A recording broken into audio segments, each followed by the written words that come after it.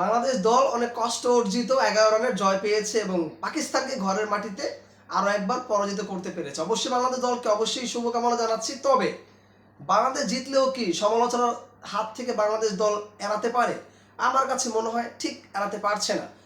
কারণ মেহেদী হাসান মিরাজের ক্যাপ্টেন্সি নিয়ে কিন্তু বারবারই প্রশ্ন উঠেছে এবং উঠে যাচ্ছে।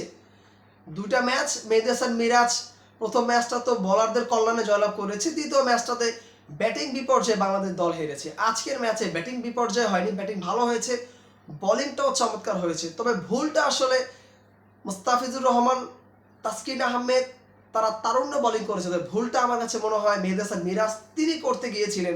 আজকের এই ম্যাচ যদি বাংলাদেশ দল হেরে যেত শেষ ওভারে এসে, তাহলে মেহেদী হাসান মিরাজ কি এর দায় এড়াতে পারতো? আদৌ সম্ভব? হ্যাঁ, একটা বোলারের সব দিন ভালো যাবে না। 6 ওভারে 54 রান খরচ করেছে রিশাদ হোসেন। ক্যাপ্টেন তাকে আর বোলিংয়ে আনার সাহস দেখায়নি। 3টা ওভার সাইফকে দিয়ে করানো হয়েছে। সাইফকে দিয়ে তাহলে আরেকটা ওভার শেষ করাতে পারতো, 10 ওভার কোটা শেষ হতো, কিংবা আরেকটা মাঝে ওভার রিশাদকে দিয়ে চালানো যেত।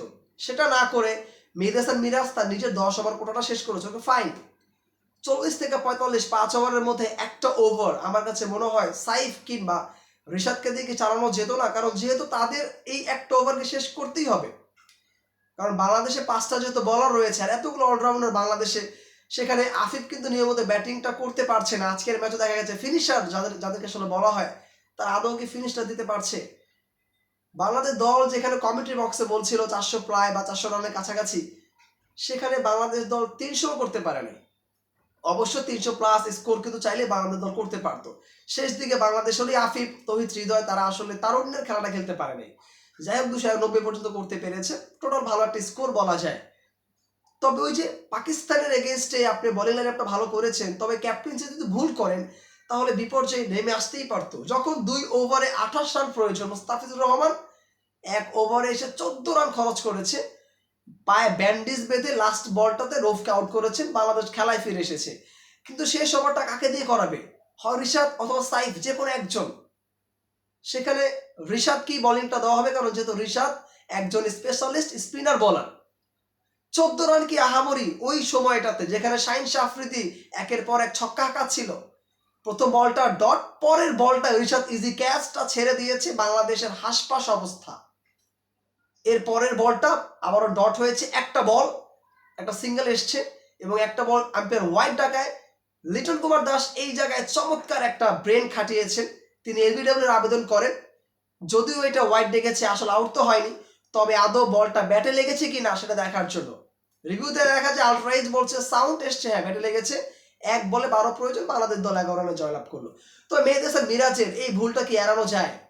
যেখানে শেষ ওভারে স্পিনার বল, যত ভালো বলারই হোক, 15-20 রান 30 রান নেওয়া খুব আহামরি বিষয় না যদি ভালো মানের ব্যাটসম্যান হয়। শাহিন শাহ আফ্রিদির জায়গায় যদি এখানে সালমান আলী আগা থাকতো, আপনার কাছে কি মনে হয় এই ম্যাচ বাংলাদেশ দল জিততো? কখনোই না। 14 রান অনায়াসে চলে আসতো।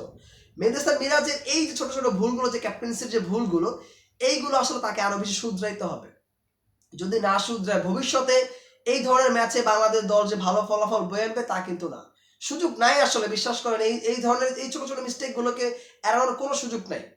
মেহেদী হাসান মিরাজ নিজের কথাটা শেষ করেছে, ওকে ফাইন। আরেকটা ওভার অবশ্যই তার চালানো উচিত ছিল মাঝখানে, কারণ সে জানে যে আমার এই বলারগুলো বাকি আছে এবং আমাকে লাস্টের একটা ওভার যে কোনো স্পিনারকে দিয়ে চালাতে হচ্ছে, যেহেতু তাহলে আমি আগেই তার ওভারটা শেষ করি, যাতে করে শেষের দিকে আমাদের পেসার দিয়ে আমি পরবর্তী বলগুলোকে চালাতে পারি। কিন্তু শেষ ওভারে এসে তিনি রিশাদকে দিয়েছেন। এই ম্যাচ বাংলাদেশ দল ভাগ্যের কল্যাণে জিতেছে সত্যিকার অর্থেই। নাহলে শাহিন শাহ আফ্রিদির একটা বল যদি ছক্কা হয়ে যেত, কারণ রিশাদের বলগুলো টার্ন করছিল, টার্ন করলো ভাই, স্পিনার বল ছক্কা লেগেই যায়, ব্যাটের কানায় লেগে পিছনে 4 হয়ে যেতেই পারতো। তবে সত্যিকার অর্থে বাংলাদেশ দল আজকে ভালো খেলেছে নিঃসন্দেহে। তবে ক্যাপ্টেন্সির জায়গা থেকে আমার কাছে মনে হয় মেহেদী হাসান মিরাজের আরো বেশি এগ্রেসিভ হওয়া উচিত, আরো বেশি টেকনিক্যাল পয়েন্টগুলো ধরে ধরে তার খেলা বা সাজানো উচিত। কাকে কখন বলিং দিতে হবে এই সেটআপটা তার মাথার মধ্যে পুরোটা ক্যালকুলেট করে আমার কাছে মনে হয় ফিল্ডিংটা করা উচিত।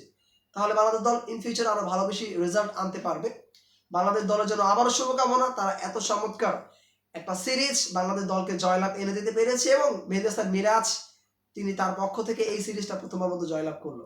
বাংলাদেশ দল 2027 বিশ্বকাপের অনেকটা একটা ধাপ এগিয়ে গেছে। পরবর্তী নিউজিল্যান্ড সিরিজে বাংলাদেশ দল কেমন করে সেটা দেখার বিষয়। ততক্ষণ ভালো থাকবেন। আসসালামু আলাইকুম।